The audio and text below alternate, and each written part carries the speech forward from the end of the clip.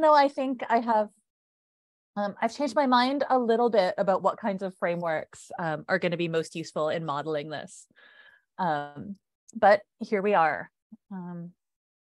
So just to start off, I wanted to acknowledge the place that I'm in. So I teach at the University of Victoria, which is on, so this is a map from nativeland.ca, which is especially useful, I think, if you're in Canada, for kind of knowing some of the Indigenous people who might have occupied the place where you are currently living. So I'm on unceded Lekwungen and Songhees territory. That's where the university where I work at is, and I'm not there right now, but I'm at home, but I'm on the same unceded territory. And a lot of Vancouver Island is not even treated, not even especially formally. There's some things that are kind of called peace and friendship treaties that cover the area where I live, but there really is not any kind of agreement any at all between the Indigenous people and the settler state that this land was going to be given up. So I am here on unceded land. And in some ways, thank you for already raising the next issue that I was going to bring up, which is some recent Canadian news. So I give this kind of land acknowledgement because I take it that one of my obligations as a settler on unceded land is to think about anti-Indigenous discrimination and what I might actually have to say about it and what I might actually be able to do about it as a settler. So I'm raising this topic about Danielle Smith and the UCP and the subject of residential school denial more generally, because I take it that's just something that I should be responsible for thinking about as someone who lives here. So as some of you will already know because you know about Alberta politics. That's the if you don't know the kind of Canadian geography, that's the province just right next to where I am in British Columbia. So Alberta is a generally votes more conservative, and they've recently elected someone named Danielle Smith, who's a part of the United Conservative Party. The Albertans in the audience can always fill people in better than I can. But one of the things that that Danielle Smith in particular has been maybe criticized for is the issue of residential school denialism. So there's a picture of Danielle Smith, and there is this post, I think, from one of the social media platforms that she uses. So I've included the screenshot here. I can read it out just in case it's a little bit tricky for anyone to read. So it says, "It really was fake news." So that's the headline, right? So obviously kind of allusion to fake news. A friend told me I had to read this Terry Glavin piece in the National Post. I remember last year being alarmed about how the unmarked grave story was being reported and interpreted by the public when one person told me she believed the schools murdered children and dumped their body in mass graves. That's not what happened. Just FYI, the unmarked grave story that she's referring to is the discovery of 215 unmarked graves at the Kamloops residential school. So children's bodies, or graves, children's graves. As for the recent uproars, not a single mass grave was discovered in Canada last year. The several sites of unmarked graves that captured international headlines were either already known cemeteries, or they remain sites of speculation, even now unverified as genuine grave sites. Not a single child among the 3,201 children on the Truth and Reconciliation Commission's 2015 Registry of Residential Schools Deaths was located in any of these places. In none of these places were any human remains unearthed. So she has this kind of praise of this Terry Glavin piece, which was in the New York Post, and it quotes several folks who are kind of broadly in this conservative sphere. And it's not actually the Danielle Smith, it's not Danielle Smith's uptake of this that I wanted to point to as my example, but rather the kinds of things that are said by authors who write these kinds of pieces. So what I have noticed, what I see in lots of different kind of rhetoric, is the framing of certain kinds of things as just asking questions. So for example, on the issue of residential schools, some folks will portray themselves as kind of somewhat journalistically or in the spirit of free inquiry, just asking questions. So from one op-ed by, I forgot Flanagan's first name, but Brian Griesbrecht, and these are all from just last year, right? Here's the choice. We can accept Miller's another, Miller's warning to accept whatever claim is made by an Indigenous community, or we can ask questions. Sorry, Mr. Miller, but we choose the latter course. And this Jacques Rouillard piece that I'm actually going to come back to later, in particular about the discovery at the residential school in Kamloops. After months of recrimination and denunciation, where are the remains of the children buried at the Kamloops Indian Residential School? This picture of the tweet from the Dorchester Review, the kind of right-wing publication, shows a picture of some, so it was a picture from a residential school of some children on this kind of structure and says, they were put through hell and there they are having a blast on that play structure, what gives? So what I'm pointing to is the kind of the question, right? The tactic of asking a question. So what is happening with that question asking tactic? And if we think that something is being smuggled in there, what is it?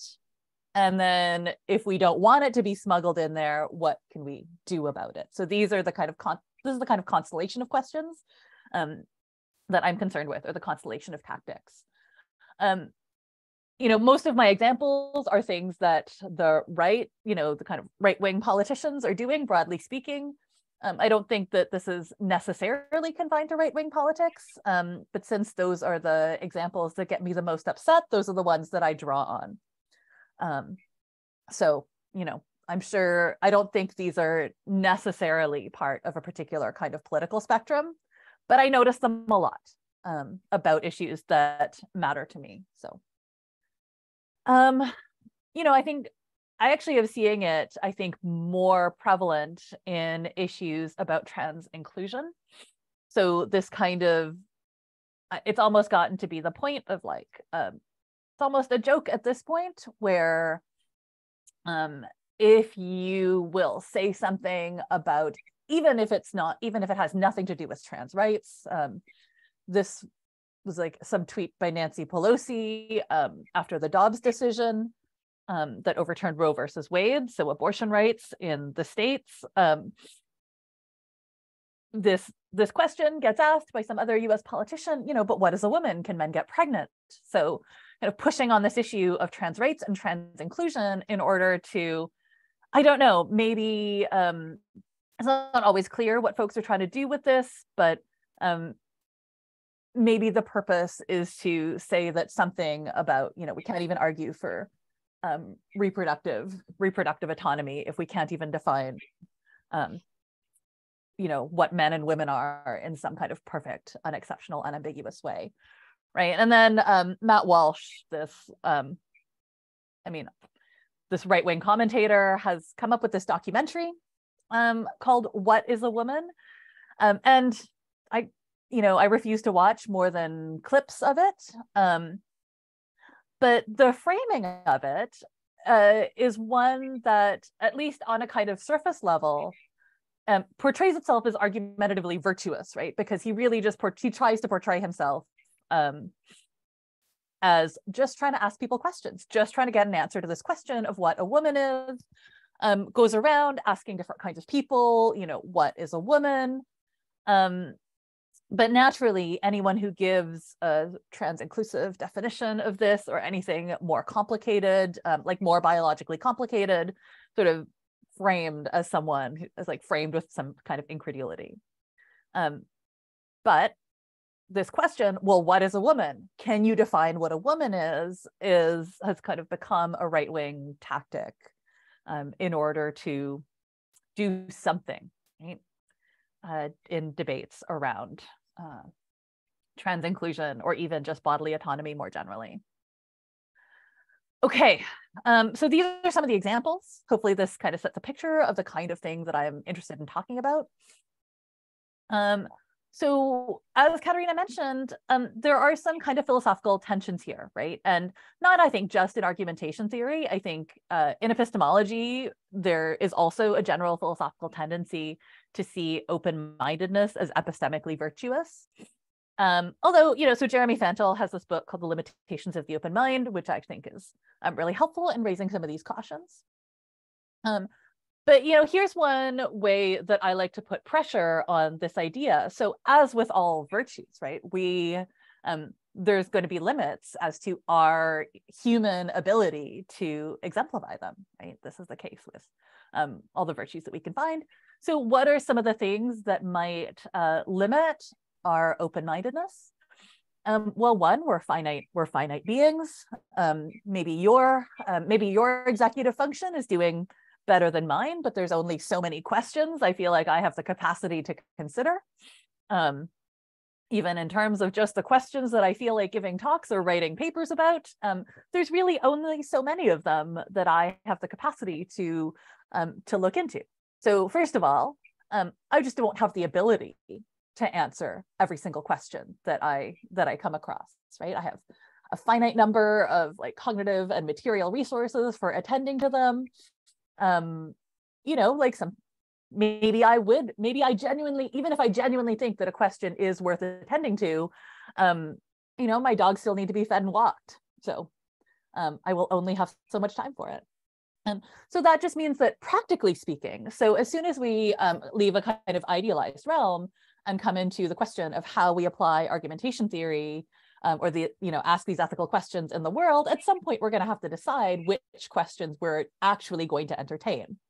So even if we retain a certain kind of ideal that surely we should be at least open in principle to answering questions, in practice, when it comes to the question of engagement, we'll have to make some kinds of decisions, because more questions will arise than we have the ability to consider and attend to.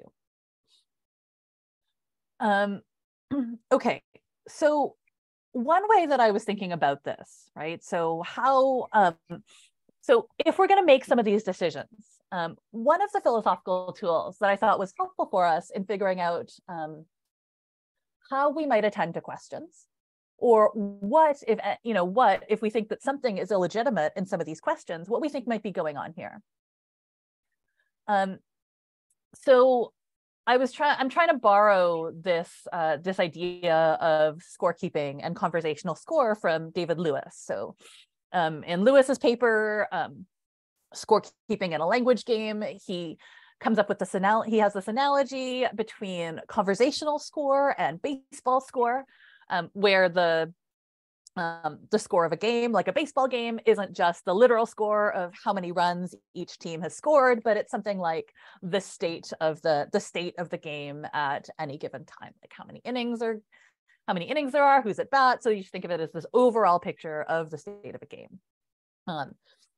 And he has this idea that conversations have something like that, something like a conversational score that you can kind of have, which is this is the state of the conversation.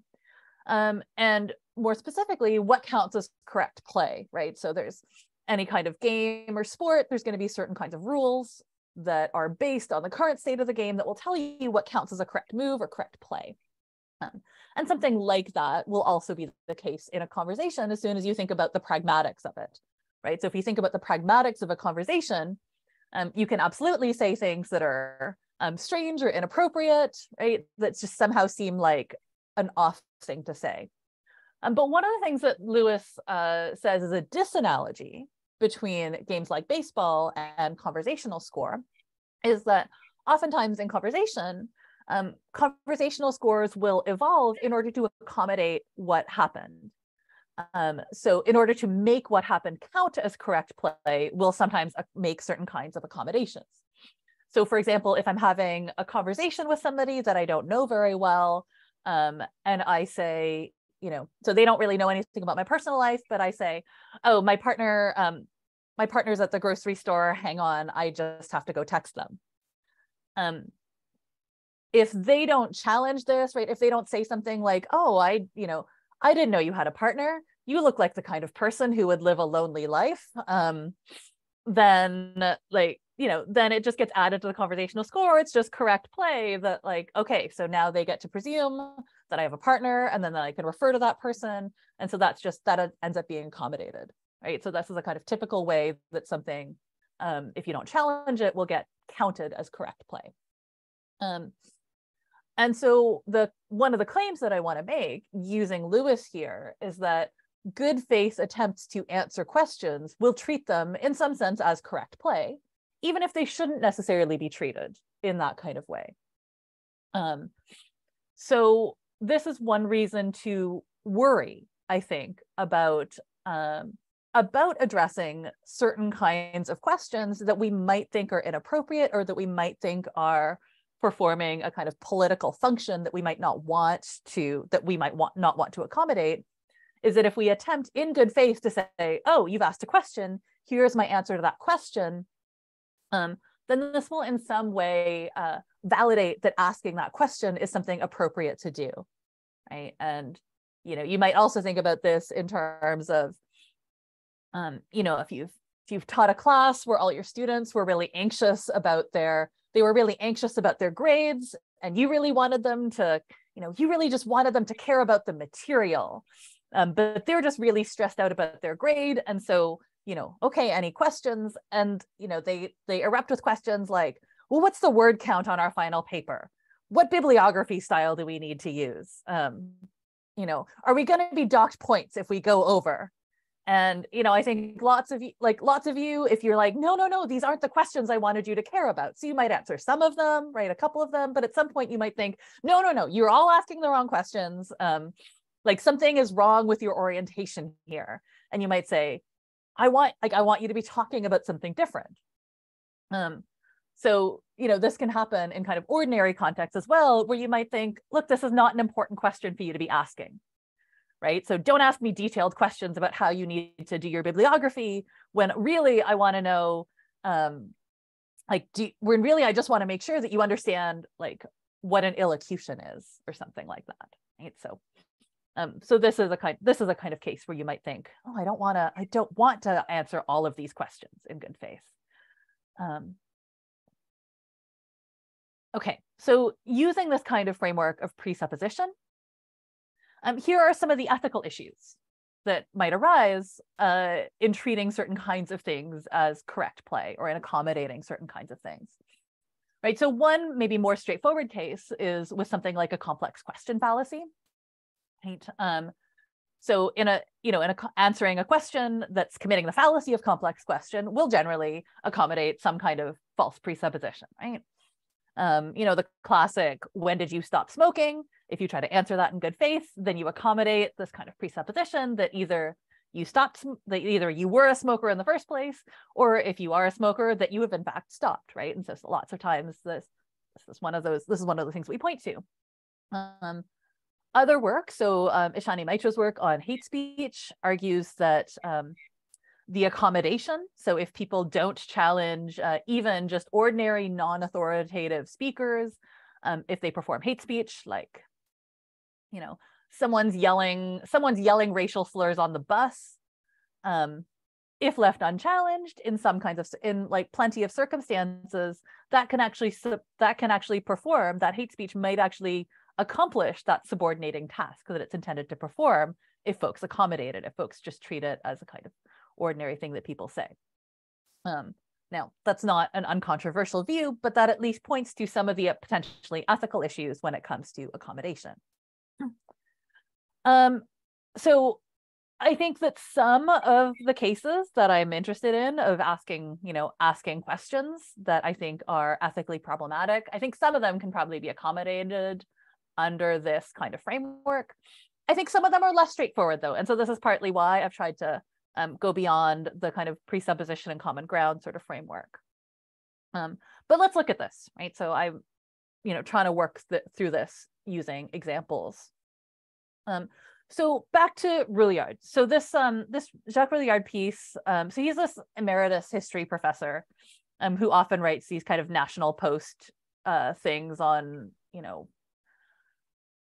whose ultimate message is really residential school denial.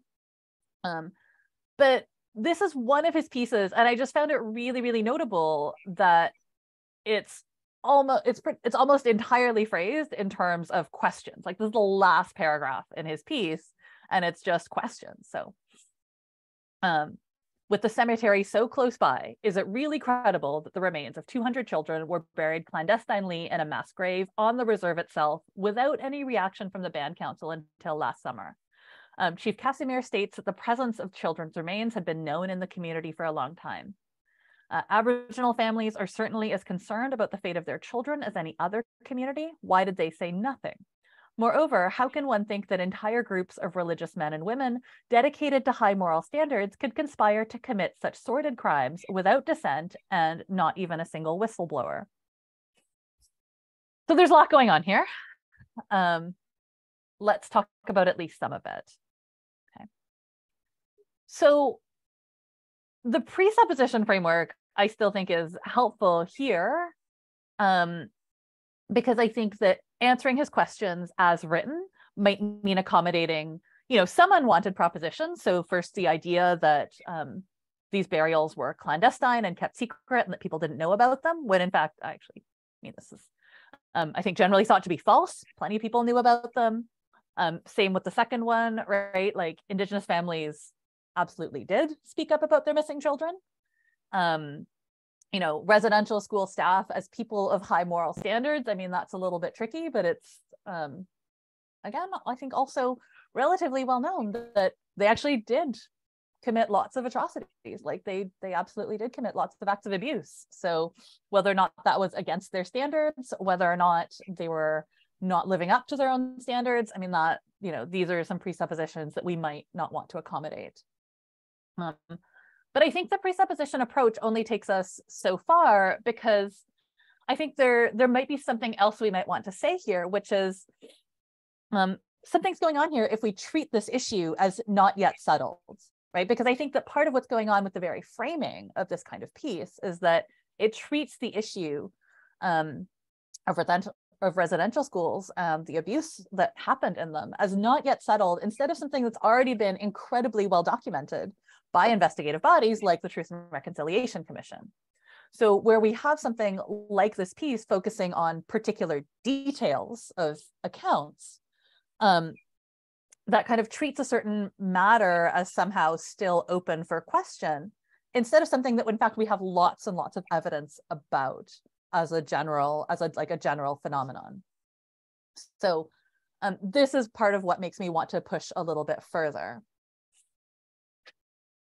And so the way that I think we might want to think about this, and the way that I think we could think about this as going beyond, or like still within a kind of scorekeeping framework, is that sometimes what we might want to do is actually say that we're playing the wrong game, right? So instead of challenging what counts as correct play or incorrect play within a language game, I think there might be some cases where it might be appropriate to say that we're in fact playing the wrong game. So for example, someone might say, instead of playing baseball, you should be playing cricket. Although a British person recently informed me that nobody should ever play cricket, but regardless, that seems to be a claim that one could make, right? So you might say, actually, it's not that I want to challenge this presupposition within the rules of what counts as correct play in this particular game. I actually think we're playing the entirely wrong language game in the first place. Like, we are somehow gotten completely off track, and we need to reset and do something different. So this is and I think this is just a genuinely different kind of move than the ones that the presupposition folks have really been operating in.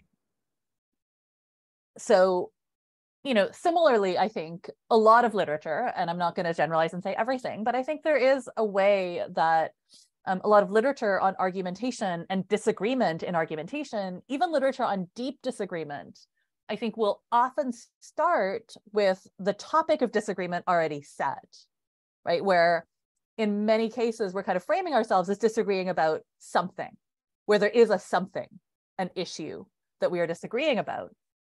But it seems like in some of these cases, it's a further step back where a locus of disagreement isn't best framed as a disagreement over an issue, but over the best way to frame what's at issue in the first place.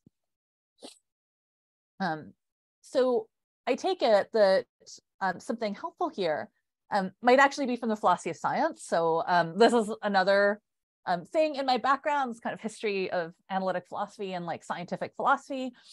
So there's Carnap on the top and Narath on the bottom, two of my favorites. And one of the things that I think a kind of Carnap/Narath view might be able to help us with is thinking about, so if we can think about language games or these kinds of frameworks in which these questions are being raised, right? So if we ask questions, like when someone like Terry Glavin or Jacques Rouillard is asking questions, he's doing it from within a certain kind of ideological standpoint, right? I mean, I think that in many cases we all are, right? So if I'm asking questions, the questions that I might ask about Indigenous rights will also be asked within an ideological framework. And they might not make sense if they're being asked within a different ideological framework. So I think in some of cases, what might be at issue is what is the background framework that we want to be using? So if we want to challenge some of these issues of residential school denial, of transphobia, for example, this might mean different kinds of things. So for one, it could mean, considering or challenging a linguistic framework on which the question relies and like explicitly addressing it. So for example, this might mean challenging a kind of background settler colonial framework, right? So it might say, in fact, so you might say, challenge a background framework in which Indigenous people are seen as like fundamentally unreliable and, potentially in need of saving by the Canadian government or by settlers or something like that, right? So that might be an entire framework that you might say, this entire framework is like wrong-headed and bad, and we don't want it.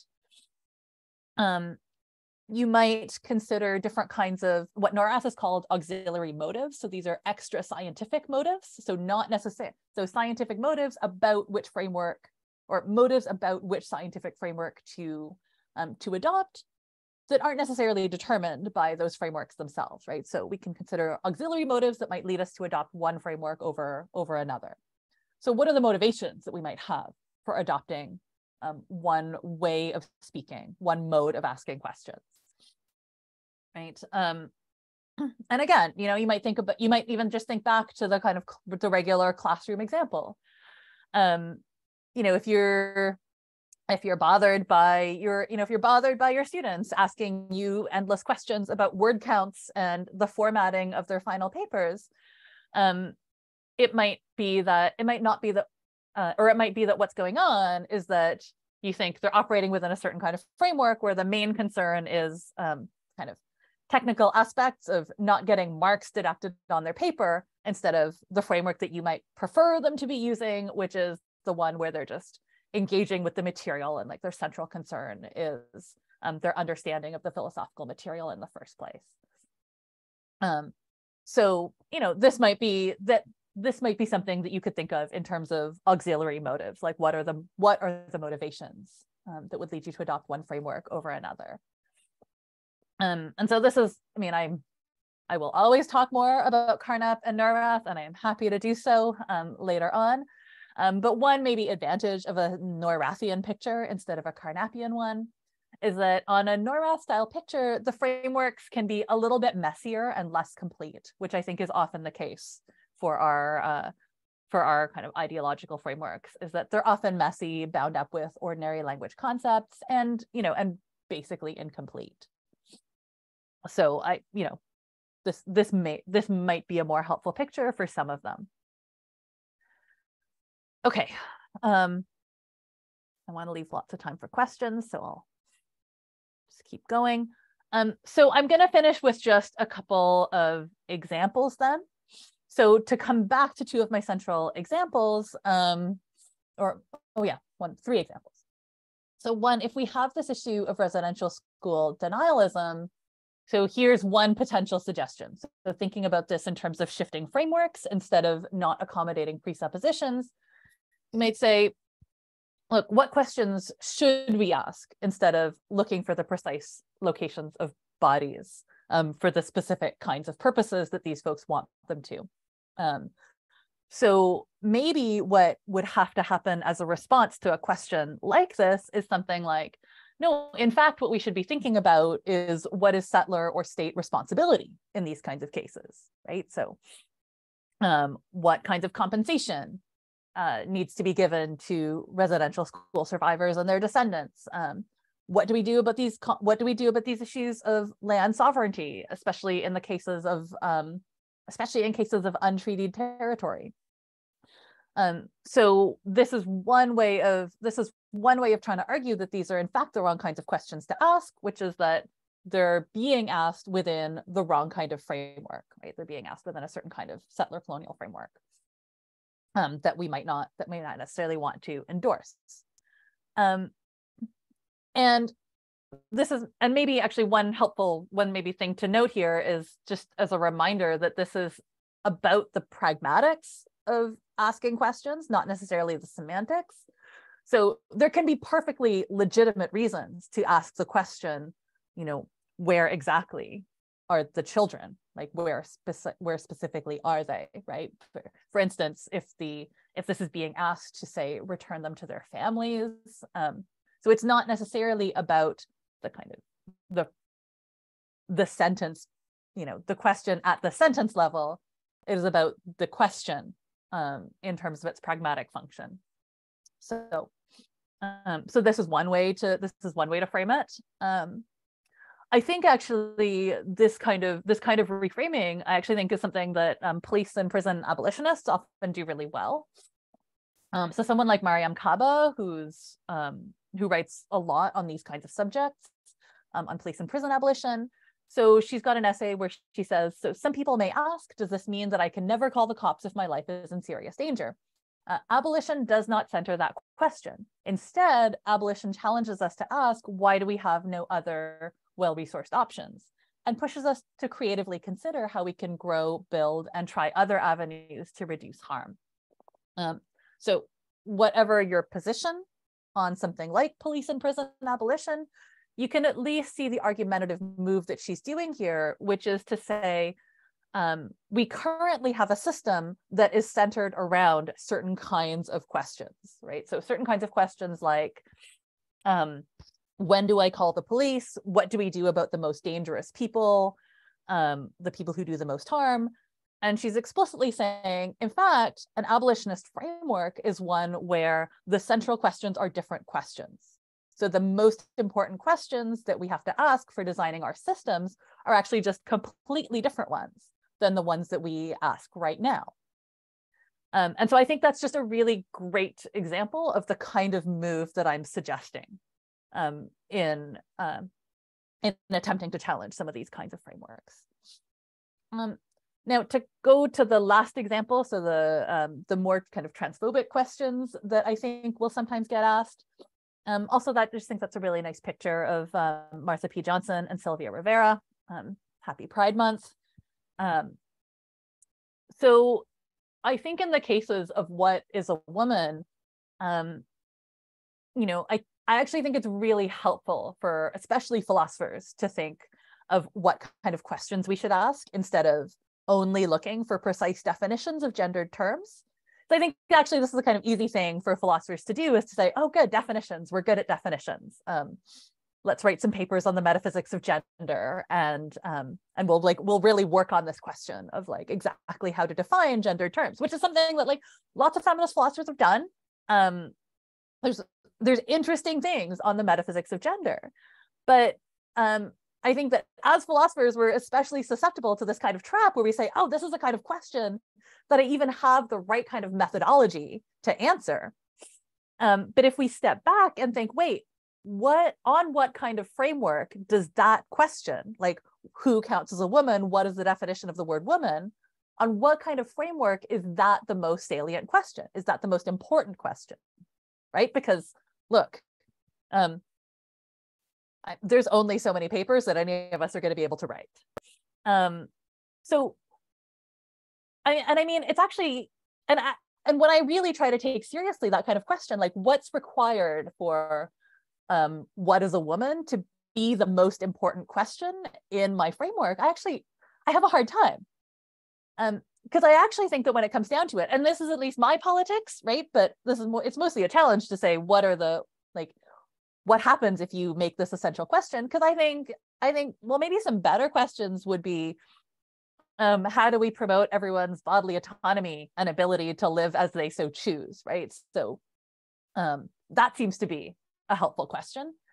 There are, for the second point, right? Like sometimes I think that there are probably more bills in the US challenging trans girls' ability to play school sports than there are trans girls in school sports. I think this is literally true in some states. But I think in that aspect, I think people get very concerned about defining who exactly counts as a woman for the purposes of playing sports. Actually, even though we know that these, like, however we've tried to define it, has in fact often excluded like various cis women, like Castor Semenya. So instead, we might think, okay, so if trying to answer this question has not really worked out for us, maybe something better would be to think, how should spaces and institutions, so like institutions like school sports, how should they be best organized for everybody's safety and thriving? So instead of presuming that girl, boy, or woman, man is the best way, let's in fact think, is that really what I care about? Or do I just care that everyone can be safe and like play well and thrive, right? Maybe that's what I care about more. Okay. In that case, that's a much more important question for me to devote philosophical and cognitive energy to. How do we work through all these complicated issues in the politics of desire, right? Like the philosophy of sex is a huge issue. There are really important and interesting questions in the politics of desire. And that just seems to be a much more, for me anyway, philosophically rich and interesting idea than figuring out if someone's really a lesbian if their partner is a trans woman. Like, I don't know. Like, were they a lesbian before? Then probably still yes. Like that seems the much less interesting question for me in any case than interesting kinds of questions about how we might desire different kinds of bodies. So in this case, I think I don't necessarily have just one question, because I think that the motives for deflection here are very different. But I do want to emphasize, I think, this topic, because I feel like this is one that we're especially susceptible to trying to address in good faith as philosophers, because it's exactly the kind of question that we're really used to trying to answer in good faith.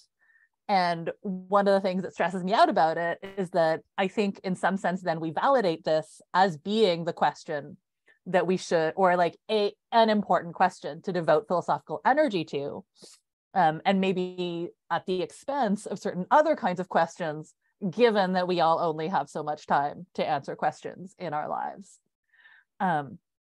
So my hope is just that we try and answer ones that we really think are worth it. But that's probably my time. I think I'm at 1/4 past, which I think is what I planned for. Hopefully that was correct. So please, you can, if you don't get a chance to ask a question in the question period, I'll try to reduce the number of puns. Actually, no, I won't. I won't reduce the number of puns at all. I lied. I was going to try. But you can also write to me at ayap@uvic.ca. I'm happy to talk in